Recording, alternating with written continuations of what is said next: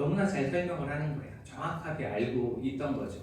그리고 직접 동일한 방식으로 이 만들어지는 그 시계를 물시계를 만들어내기까지 합니다. 그렇게 만들어내는 그 모습을 이렇게 세종대왕이 바라보면서 이 천민이지만 이 사람이 얼마나 대단한 그 실력을 가지고 있는지를 알게 됩니다. 이 사람 대단한 사람이구나, 굉장히 똑똑하고 많은 일을 할 수 있는 사람이구나, 이런 생각을 하게 되죠. 그래서 그를 천민이라는 계층으로부터 면천해 줍니다. 그렇죠? 그 면천을 해주고 벼슬을 주는데 정오품의 벼슬을 줍니다. 굉장히 높은 관직에 오를 수 있도록 해준 거예요. 그때 이제 많은 관료들이 반대합니다.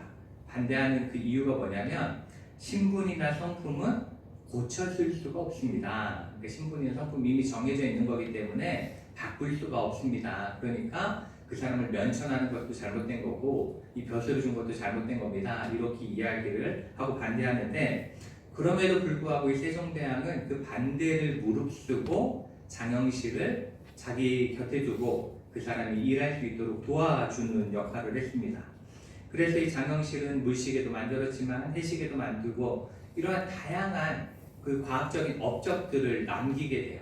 굉장히 많은 업적들을 남기게 되고, 그러다 보니까 이 세종대왕도 그를 그러한 천민으로 바라보지도 않고 그저 자기 밑에 있는 사람으로 보지도 않고 친구로 삼고 친구로 여겨주는 그러한 모습이 나오게 됩니다.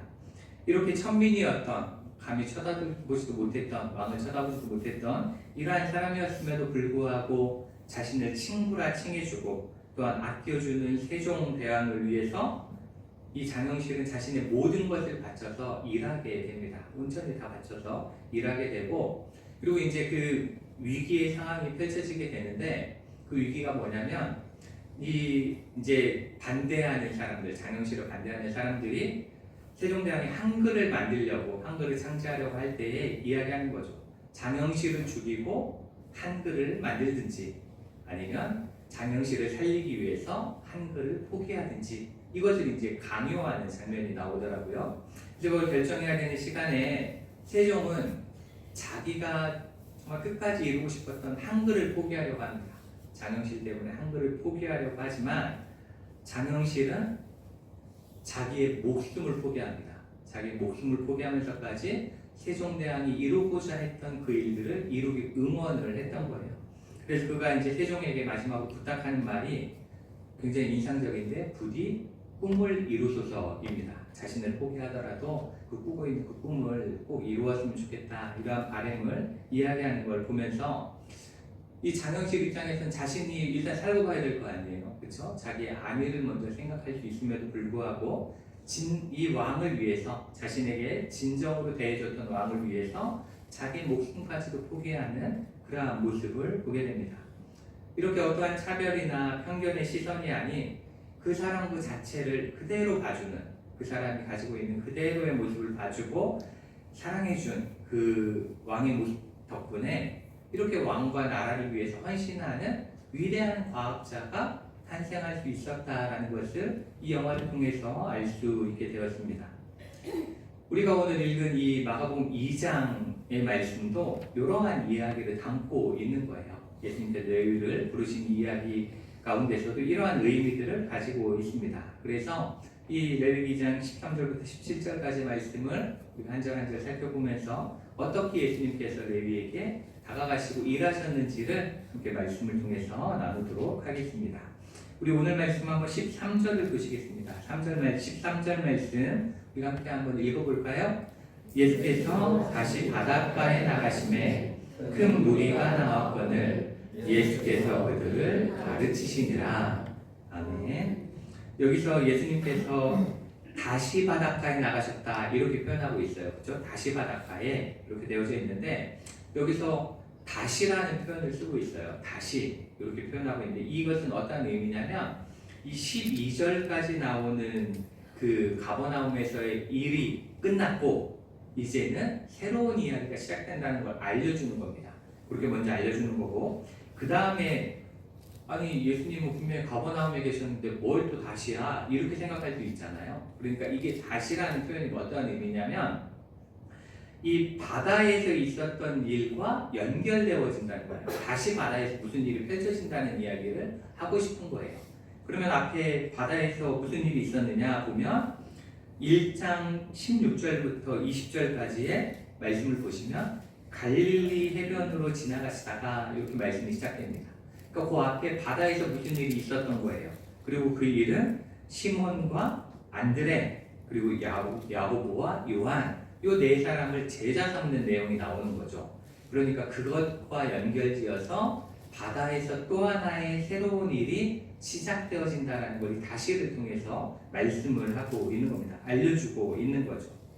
그리고 이렇게 예수님께서 바다로 나갔다라고 말씀하고 있는데 여기서 바다는 우리가 생각하는 서해안, 동해안, 남해안 이런 태평양 이런 바다가 아니에요. 갈릴리 호수를 이야기하는 겁니다. 이건 갈릴리 호수를 이야기하는 거고 호수가 굉장히 넓고 크기 때문에 사람들은 그곳이 바다같이 여겨졌던 거예요. 느껴졌기 때문에 그래서 성경에서도 때로는 호숫가, 때로는 해변가 이렇게 표현하는데 호숫가는 호수에서 바닷가는 바다에서 이것이 아니라 똑같은 장소인 겁니다. 똑같은 장소를 다르게 그냥 표현을 하고 있다는 것 그걸 아시면 되겠습니다.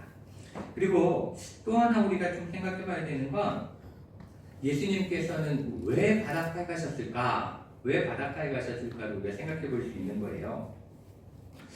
우리가 이제 이것에 대해서 좀 생각해 보면 바다는 기본적으로 어때요? 넓죠. 그렇죠? 바닷가, 해변가는 넓잖아요. 넓기 때문에 많은 사람들이 다 같이 모이기에 굉장히 용이합니다. 그렇죠? 많은 사람들이 이렇게 앉아서 무언가 할 수 있는 공간으로서 굉장히 좋은 공간이에요. 그리고 이제 그 뒤에 마가복음 4장 1절을 보시면 예수님께서 바닷가에서 또 말씀을 가르치시는 장면이 등장하는데 그때 예수님께서 가르치실 때 바다에 떠 있는 배에 오르십니다. 배에 오르시고 사람들은 바닷가에 앉아 있고 이렇게 해서 이제 말씀을 가르치는 장면이 나와요. 그런데 이것에 대해서 어떻게 이해할 수 있는 거냐면 이 바다의 바람은 이 바다 쪽, 그러니까 호수 쪽에서 이 호수가 쪽으로 이렇게 부는 거예요, 바람이. 그래서 이 바람이 불기 때문에 소리도 그걸 따라가는 겁니다. 그러니까 배에 올라서 말씀을 전하면 더 크게, 더 멀리까지 그 소리가 전달이 되는 거예요. 그러니까 말씀을 전하기에 굉장히 좋은 장소, 많은 사람들에게 하나님의 말씀을 알려주기에 좋은 장소가 바닷가다. 이렇게 볼 수가 있습니다. 그러니까 많은 사람들에게 그 말씀을 전하시기 위해서 바다로 자주 가셨던 걸로 보여집니다. 그리고 여기서도 보시면 예수께서 바닷가에 가신 다음에 큰 무리가 나오니까 뭘 하세요? 예수께서 그들을 가르치셨다. 이렇게 여기서도 분명하게 말씀을 하고 있습니다. 이 말씀을 통해서 우리는 다시 한번 생각합니다. 무엇이 중요하다고요? 하나님 나라의 말씀을 듣는 것. 그리고 말씀을 나누는 것, 말씀을 전하는 것 이것이 가장 중요하다는 걸 꼭 기억할 수 있어야 합니다. 우리가 아무리 큰 건물이나 화려한 음향이나 때로는 눈에 보이는 놀라운 기적 같은 것을 본다 할지라도 그러한 것들을 통해서는 하나님을 깊이 있게 만날 수가 없어요. 하나님을 진정으로 만날 수 없고 하나님에 대해서 정확하게 알 수도 없습니다. 하나님에 대해서 확실히 그 정확하게 알 수 있는 길은 오로지 무엇을 통해서예요? 하나님의 말씀을 통해서라는 걸 꼭 기억할 수 있어야 합니다. 제가 이 말씀을 지금 몇 주째 계속 이 하나님의 말씀 가르치심에 대해 말씀드리고 있는데 그럼에도 불구하고 우리는 이 말씀을 어려워하죠. 그렇죠? 말씀 읽는 것도 힘드시죠? 네, 매일 정해놓은 시간에 말씀을 읽고 하는 것들이 힘드실 것입니다. 그렇기 때문에 제가 계속 반복해서 말씀을 드리는 거예요. 그러니까 하나님의 말씀을 읽지 않고 하나님을 알 수도 없고 하나님에 대해 바르게 깨달을 수 없다는 걸 꼭 기억하시면서 처음부터 많은 것이 아니어도 한 절이라도 한 장이라도 읽고 또 말씀을 통해 기도하고 또 말씀을 깨닫는 그러한 은혜들이 우리 가운데 있기를 원합니다. 우리 14절 말씀을 함께 한번 읽도록 하겠습니다. 또 지나가시다가 알페오의 아들 레위가 세관에 앉아 있는 것을 보시고 그에게 이르시되 나를 따르라 하시니 일어나 따르니라. 아멘. 이 말씀 속에서 우리가 가장 먼저 주목해봐야 하는 단어는 또 지나가시다가 아닙니다. 또 지나가시다가 이렇게 되어져 있습니다. 근데 성경을 보시면 이런 표현이 되게 많아요. 지나가시다가, 길을 걸으시다가 이런 표현들이 굉장히 많이 등장하는데 이 말씀 속에서 우리가 알 수 있는 것은 예수님께서는 아무 목적 없이 그냥 우리가 운동하면서 이렇게 논두렁 걷듯이 그냥 그런 식으로 걸었다는 걸 의미하는 게 전혀 아닙니다. 그러한 이야기를 하고 있는 게 아니에요. 이 예수님께서 지나가시다가 혹은 걸으시다가 이런 표현을 사용하는 것은 그 걸음 가운데는 목적이 있다는 걸 우리에게 알려주고 있는 겁니다. 뭔가 이유가 있으니까 지나가고 계신 거고 이유가 있으니까 걸으시는 거고 이렇게 우리에게 알려주는 거예요. 그리고 또한 예수님께서는 항상 길을 걸어 다니셨습니다. 그렇죠? 길을 걸었다 이렇게 표현하고 있는데 그것을 통해서는 그렇게 걸으면서 사람들을 만나고 또 그들에게 하나님의 말씀을 가르치고 또 그들을 고치고 하나님의 나라를 전하는 그러한 일들을 행하셨다는 것을 우리가 알 수가 있습니다. 이러한 지나가시다가라는 이 말씀 속에서 우리는 우리의 신앙적인 모습을 좀 돌아볼 수 있어야 합니다. 그런 것들을 돌아볼 수 있어야 되는데 우리는 가만히 머무르는 것을 좋아합니다. 가만히 머무는 걸 좋아해요. 특히 신앙적인 부분에 있어서 머무는 것을 굉장히 좋아합니다. 신앙생활을 그저 교회에서 혹은 세상 사람들로부터 떨어져 우리끼리 이 자리에서만 하고 싶어 합니다. 그래서 심지어 자녀들과도 신앙적인 이야기하는 거 좀 어려워해요. 잘하려고 하지도 않습니다. 너는 너의 삶이 있고 나는 나의 삶이 있고 이런 식으로 그냥 생각을 하면서 넘어가려고 하는 경우들이 많이 있습니다. 저도 밖에 있는 사람들 만나는 걸 별로 안 좋아해요. 교회 안에 있으면 그래도 대접도 받고 그래도 인정도 받고 뭐 이런데 밖에 나가면 뭐 제가 뭐겠어요? 아저씨죠 뭐 그죠? 그렇기 때문에 이 교회 안에 있는 게 편해요. 저는 편안합니다. 그래서 잘 안 나갑니다. 그렇지만 예수님은 그렇게 하지 않으셨죠. 또 그렇게 살지 않으셨습니다. 항상 새로운 길을 걸으셨고 지나가셨고 또 새로운 사람들을 만나셨고 그들에게 하나님의 말씀을 전하셨습니다. 어찌 보면 예수님을 닮는 우리의 모습은 이러한 예수님의 모습을 닮아가야 될 것 같습니다.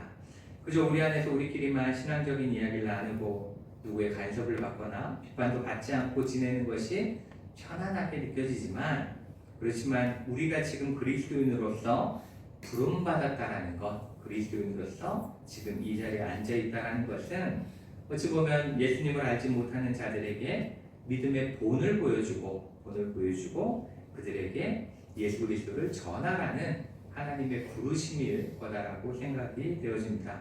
그렇기 때문에 우리도 예수님의 모습처럼 내가 걸어가는 길, 내가 살아가는 삶에서 언제나 그 길에서 보이는 사람들에게 하나님을 전하고 또 보여줄 수 있는 믿음의 사람들이 되어야 될 줄 믿습니다. 그리고 이 말씀 속에서 우리가 또 살펴봐야 하는 것은 예수님께서 알페오의 아들 레위가 세관에 앉아있는 것을 보셨다라는 겁니다. 보셨다라는 이 단어를 생각해 봐야 되는데 그 전에 이제 우리가 좀 한번 성경을 이렇게 궁금증을 가지고 궁금한데? 라는 생각을 가지고 한번 이렇게 좀 살펴볼 필요가 있는데 한번 생각해 보시면 지금 예수님이 계신 곳이 어디예요? 바닷가죠. 그죠? 바닷가예요. 근데 갑자기 세관이 등장해요. 우리 세무소는 배방이 있는데 굳이 이렇게 바닷가에 웬 세관, 그쵸? 세무소 같은 곳이 있는가 이렇게 생각할 수 있는데 그 당시에는 약간 이 개념이 어떤 개념이냐면 출장소 같은 개념인 거예요. 세무소가 있으면 출장에 가가지고 그 자리에서 이제 세금을 걷는 그러한 일들을 하는 곳이라고 생각하시면 됩니다. 그리고 지금 예수님이 계신 이 바닷가라고 불려지는 이곳이 어떠한 곳이냐면 굉장히 교통의 요충지죠. 그곳이 교통의 요충지인데 다메섹 아시죠?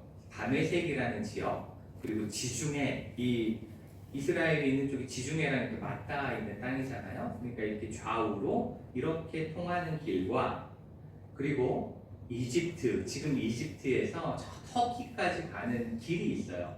굉장히 큰 길, 대로가 있는데 이게 왕의 대로라고 불리는 길인데 그 길이 이렇게 만나는 곳이 이곳인 거예요.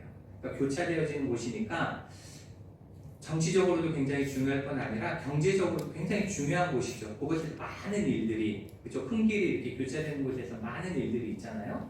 그러니까 경제적으로도 많은 일들, 중요한 장소가 이곳이었던 겁니다. 그렇기 때문에 이곳에 세관이 있어야 되는 거예요. 이 무역도 많이 이루어지고 또 오가는 사람도 많기 때문에 세관이 그곳에 필요했던 거죠. 그래서 그곳에서 통행세도 걷고, 그 당시에 통행세라는 게 있었기 때문에 통행세도 걷고, 또 바다에서 물고기 잡으면 밖으로 빼면 그 자리에 세금 매기는 거예요. 세금 매기는 그러한 일들을 레위가 했던 걸로 보여집니다. 이렇게 세관에서 열심히 일하고 있던 레위를 예수님께서는 보셨다 이렇게 말씀하고 있습니다. 보시고 이렇게 표현하고 있고, 그를 향해서 뭐라고 해요? 나를 따르라 이렇게 말씀을 하고 있습니다. 그런데 이 베드로와 요한, 야고보, 안드레 여기처럼 레위도 그 예수님의 부름에 대해서 즉시 따르게 되는 이러한 모습을 우리가 발견할 수 있죠. 그렇죠? 여기서 나를 따르라 하시니 어떻게 해요? 일어나 따르니라. 바로 그 일들을 진행을 했던 겁니다. 이럴 때도 우리가 한번 생각해 볼 수 있는 거예요. 궁금증이 드는 거죠. 어쩜 이렇게 예수님의 말만 하면 다 잘 따를까? 어쩜 이렇게 말하자마자 이렇게 응답할 수가 있을까? 이러면서 생각해 보는 거예요. 예수님의 눈에서 이렇게 초능력 같은 게 나가가지고 딱 그 눈빛이 마주치는 순간 따를 수밖에 없게 되는 것은 아닐까 이런 생각을 하게 되기도 하고, 예정론 같은 걸 보시면 이미 예배되어 있는 사람, 그 사람은 준비되어 있는 사람이기 때문에 이렇게 잘 따르는 것은 아닐까라는 생각을 해볼 수도 있습니다. 그렇지만 우리가 여기서 주목해봐야 하는 단어는 보시고와 레위인데, 여기서 이 보셨다라고 보시고라고 라는 이 말에 쓰여진 에이덴이라는 헬라어는, 이 단어는 그냥 이렇게 지나가다가 힐끔 쳐다봤다는 게 아니에요. 지나가시다가 보시고 이렇게 표현할 때 제가 이렇게 이렇게 한 번씩 쳐다보듯이 그렇게 그냥 바라봤다라는 것을 의미하는 게 아닙니다. 그것이 아니라 매우 주의 깊게 그 사람을 잘 바라봤다라는 의미를 담고 있는 겁니다. 유심히 바라보시고 그의 마음도 그의 생각도 알 수 있을 만큼 그의 내면까지도 깊이 바라보셨다라는 걸 여기서 이야기하고 있는 겁니다. 그리고 그의 이름 레위를 통해서 우리는 이 세관에 앉아있는 레위의 마음을 좀 추측해 볼 수가 있습니다. 상상해 볼 수가 있어요. 이 레위는 어떤 사람이냐면, 마태복음 아시죠? 우리가 성경 신약을 시작한 성경이 마태복음인데 그 마태복음의 저자가 누구예요? 마태입니다. 그리고 그 마태가 지금 여기서 나오는 레위예요. 동일 인물입니다. 레위하고 마태가 동일 인물인데, 마태복음 9장에 이 마가복음 2장의 이야기와 똑같은 이야기가 또 등장하는데 거기서는 세리 마태도 보셨다 이렇게 표현을 하고 있어요. 동일한 사람이라는 걸 이야기하고 있는 겁니다. 그래서 학자들은 레위는 그 사람의 본명이고 마태는 그 사람의 사도명이었을 거다라고 보통 이야기를 합니다. 마태는 사도로서 부름받았을 때, 시몬 베드로 이거 똑같은 거예요. 똑같은 거죠. 그런 것처럼 이 레위는 본명이고 마태는 사도명이다 이렇게 볼 수 있는데, 여기서 이 마가복음에서 이야기하고자 하는 것은 그를 마태라고 불러도 되는데 마태라고 부르지 않고 레위라고 부르고 있는 거예요. 그 말은 레위라는 이름을 가진 이 사람이 지금 세리를 하고 있다는 것을 우리에게 알려주고 있는 겁니다. 레위라는 이름을 가진 사람이 세리를 하고 있다, 이걸 알려주는 거예요. 이 성경 속에서 레위라는 이름이 가지고 있는 의미를 우리가 한번 살펴보면, 레위는 아브라함과 이삭과 야곱, 이 야곱의 12아들 중에 몇째 아들이에요? 루벤, 시몬, 레위, 그러니까 셋째 아들이죠. 셋째 아들의 이름입니다. 그리고 이스라엘 백성들을 애굽 땅에서부터 출애굽시킨 사람이 누구죠? 모세죠. 그 모세는 어느 지파 사람이냐? 레위 지파 사람입니다. 그리고 우리가 성경 레위기를 읽잖아요. 그렇죠? 레위기, 우리 지금 전 설교 준비하면서 막 머리가 포개질 것처럼 힘든 책인 레위기. 레위기가 왜 레위기예요? 레위인들을 위해서 쓰여진 책인 거예요. 그렇죠? 레위인들을 위해 쓰여진 책이기 때문에 레위기 이렇게 되어져 있고, 이 아론으로부터 시작된 제사장 직분은 누굴 통해서만? 레위 자손을 통해서만 이어질 수 있습니다.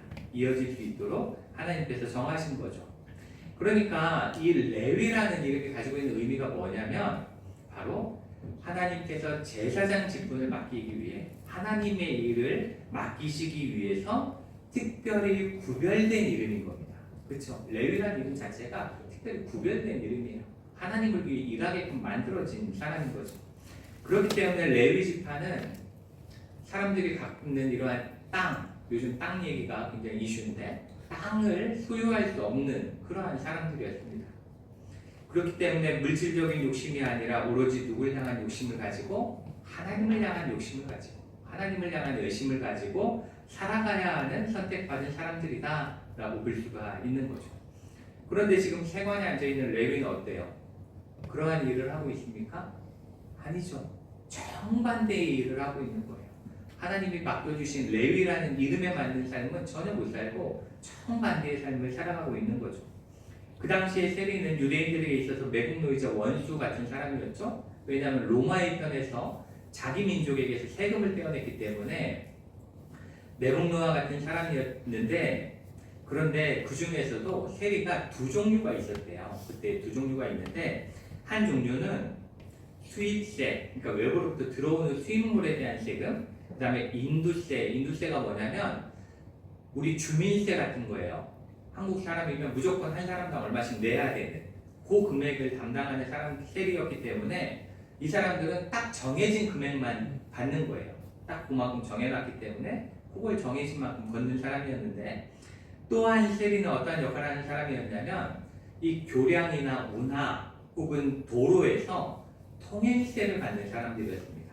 통행세를 받는 세리였는데, 이 통행세를 거두는 이 세리는 자기가 정한 게 세금인 거예요. 자기 마음대로 그 세금을 정할 수 있었습니다.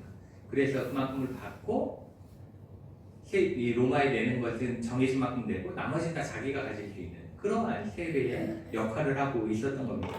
그런데 지금 이 세리인 레위는 인두세를 걷는 사람이 아니라 통행세를 걷는 사람인 거예요.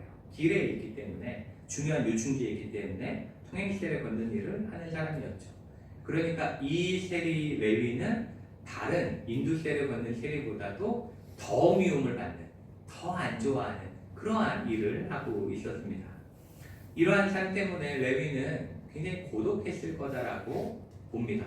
그 사람이 굉장히 힘들고, 왜냐하면 사람들에게 미움을 받아야만 했기 때문에, 그 많은 사람들이 다 싫어하는 일을 하고 있었기 때문에 그는 부유했을지 몰라도 미움을 받고 있었고, 그리고 죄책감에 시달렸을 거라는 거죠. 분명히 하나님께 구별되기 위해서 태어났다라고 어려서부터 들었을 거예요. 부모님으로부터 너는 레위야. 레위는 하나님을 위해 구별된 사람이야. 이런 이야기 들으면 잘하겠죠. 그런데 하나님의 일은커녕 도리어 더 세속적인 일, 더 물질적인 일들을 하고 있으니 그의 마음속에 있는 신앙적인 갈등이 얼마나 컸을지를 우리가 상상해 볼 수가 있는 거죠. 그렇기 때문에 예수님께서는 그런 레위의 마음을 보시고라고 말씀하고 있는 겁니다. 그걸 보셨다라는 걸 알고 있는 거예요. 그리고 그를 하나님 나라의 일을 하는 동역자로 부르셨다라는 겁니다.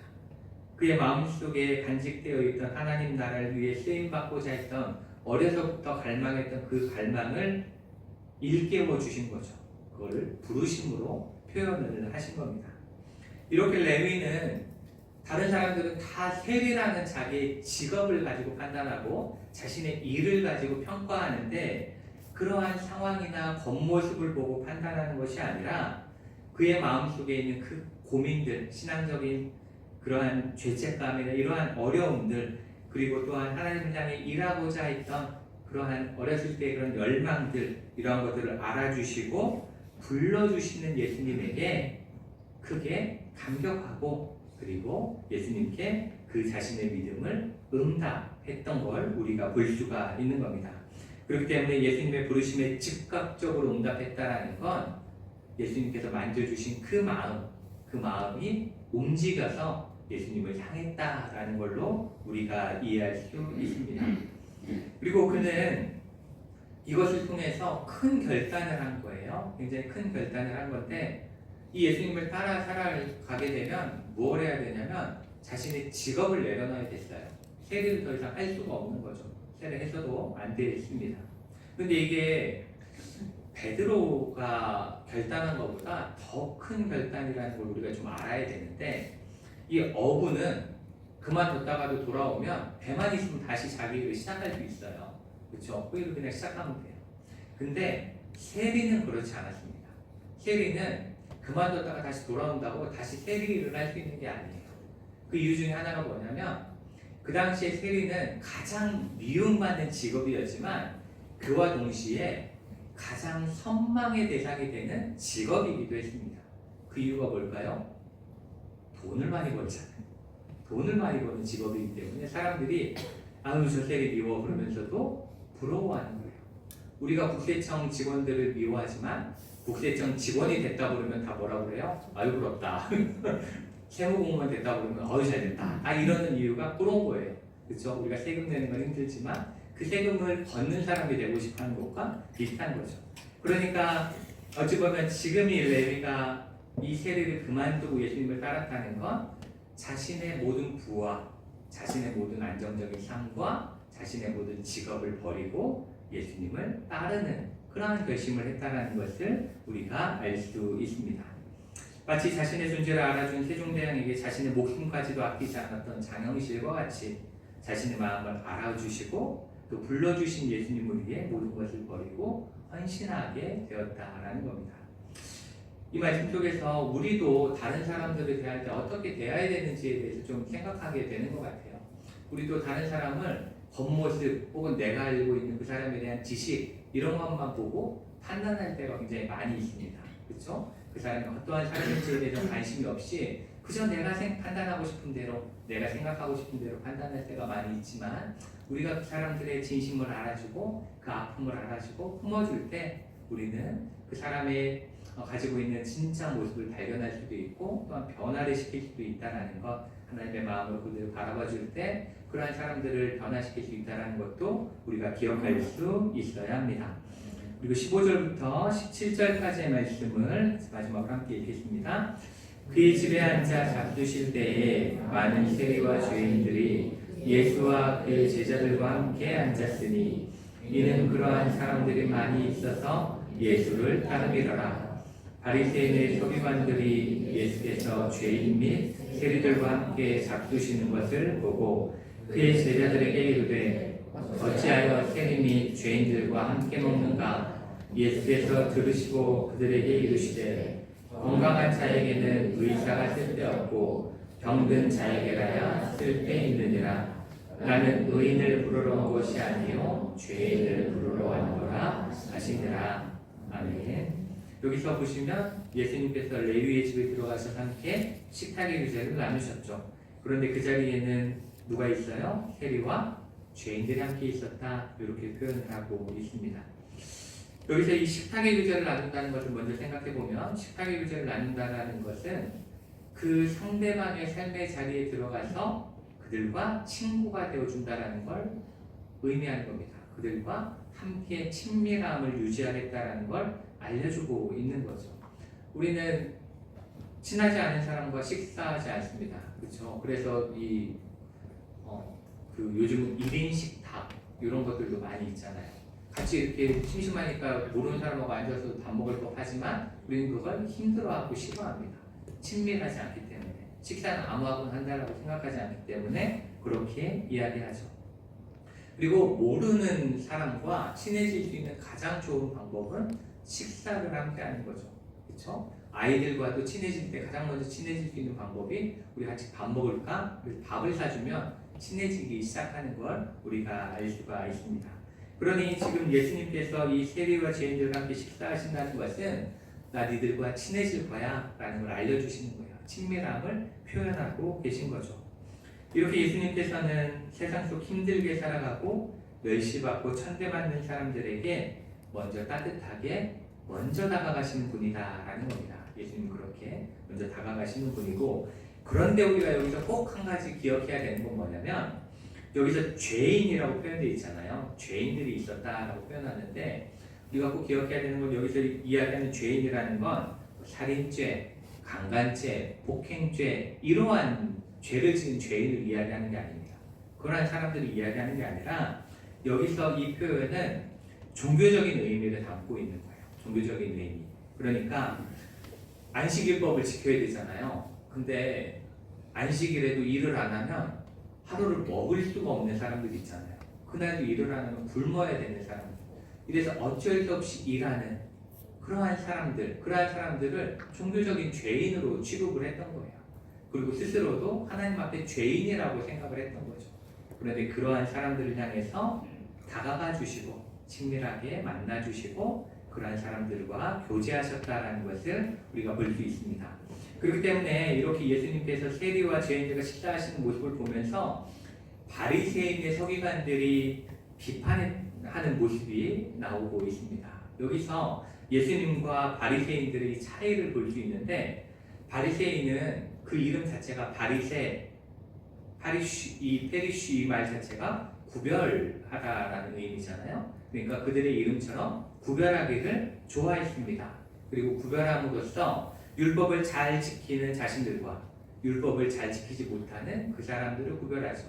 그럼으로써 그 사람들의 죄책감은 더 심하게 하고 나는 더 의로워지는 그러한 일들을 하며 좋아했습니다. 그렇지만 예수님께서는 어떻게 해요? 그렇게 하지 않으시고, 그렇게 할 수 없는 자들을 향해서 그렇지만 하나님은 널 사랑해, 그렇지만 하나님은 너와 함께 하셔라는 걸 알려주신 거예요. 구별하신 것이 아니라 다시 합치는 역할을 예수님께서는 하셨다라는 겁니다. 그리고 그렇게 하신 일들은 굉장히 위험한 일이었죠. 그렇죠? 바리새인이나 서기관들이나 이러한 사람들에게 예수님의 일은 그들의 정체성을 깨뜨리는 일이기 때문에 위험했고, 결국 그 일을 하다가 예수님께서는 십자가에 달려 죽으신 겁니다. 그렇게 위험하다는 걸 아심에도 불구하고 예수님은 그렇게 힘들게 살아감으로 예수님 앞에서 언제나 하나님 앞에 죄송했던 그러한 자들, 그러한 죄책감을 느꼈던 자들도 하나님께서는 여전히 사랑하고 계심을 알려주고 싶어 하셨던 것을 우리가 이 말씀 속에서 알 수가 있습니다. 이렇게 예수님을 진정으로 만나는 사람, 레위나 이러한 죄인이나 이러한 세리들, 이러한 사람들을 보시면 그들은 자신의 부족함과 죄인됨을 겸손히 인정하고 은혜를 구하는 자들입니다. 자신의 죄를 인정하고 은혜를 구하는 자들은 예수님을 진정으로 만날 수 있고 예수님과 함께 할 수 있습니다. 그리고 예수님은 그렇게 엎드려 은혜를 구하는 이들은 절대로 외면하지 않으시는 분이다. 도리어 그들에게 다가가시는 분이다라는 걸 우리가 기억해야 되고, 그러한 자들을 기쁨으로 만나주시고 따뜻하게 안아주시는 예수님을 우리는 기억할 수 있어야 합니다. 그래서 오늘 말씀 속에서 우리는 세상 사람들처럼 겉모습만 보고 차별하고 판단하는 것이 아니라 우리의 마음 깊은 곳까지도 아시고 만져주시는 예수님, 그리고 우리를 사랑으로 부르시는 예수님에 대해서 알게 되었습니다. 그렇기 때문에 우리도 겉모습이 아닌, 겉으로 이렇게 보여지는 모습이 아닌 진실된 모습으로 예수님 앞에 나아가길 원합니다. 그리고 우리와 언제나 함께 하시고 우리 지켜보고 하시는 그 은혜를 우리도 경험하게 되어지기를 원합니다. 그리고 겸손히 언제나 예수님 앞에 진실된 모습으로 간절히 은혜를 구함으로 요한계시록 말씀처럼 볼지어다 내가 문 밖에 서서 두드리노니 누구든지 내 음성을 듣고 문을 열면 내가 그에게로 들어와 그와 더불어 먹고 그는 나와 더불어 먹으리라는 이러한 예수님의 말씀을 우리가 경험하게 되는 여러분 되시기를 축복합니다. 같이 기도하시겠습니다. 사랑과 은혜가 많으신 하나님 감사합니다. 오늘 말씀을 통해서 우리 예수님께서